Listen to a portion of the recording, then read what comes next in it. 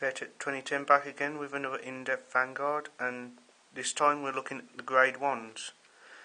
Now this shouldn't be as long as the previous video, as there's more to talk about by the triggers.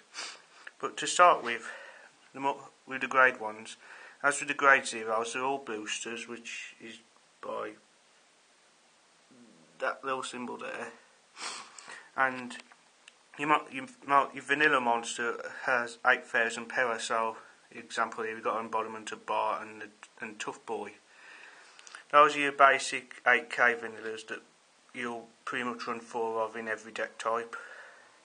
Then you've got unique effects to the clan. So in this instance we've got Claydol Mechanic, which when it's summoned to the rear guard and you got Nova Grappler Vanguard, you can unflip 1 damage. Now his power is reduced just because it's guard effect, as with all Vanguard cards. All the vanillas are have a standard power but no effect, and all the ones that have an effect have 7k or less in terms of power. So yeah, then we've got stuff that allows you to draw.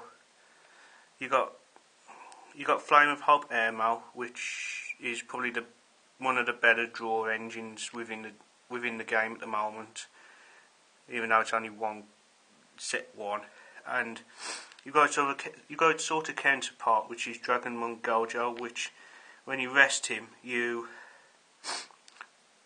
discard a card and then draw a card. Which, if you can get him as your Vanguard first turn and your hand's pretty bad, he's alright. But after that, he just becomes a 7k booster in my opinion. Whereas Airmail, if the attack hits, you can discard any card. You can discard a card and draw a card as well. But this one is, in my opinion, far better, just because it can when it boosts and it attacks, you don't lose advantage by having to arrest him.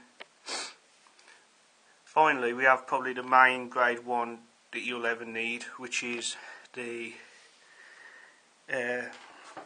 cards that give you a perfect guard against attacks. It's got 0 shield, but the reason is when you discard another of its type. So you got Vanguard Bar here as an example, or Flash Shield is old for Royal Paladin. From that attack, you either take no damage or your rear guard doesn't get destroyed if you drop this in front of, say, a rear guard Overlord. So, to be honest, this needs to be run in the deck at a minimum of 3, I would say.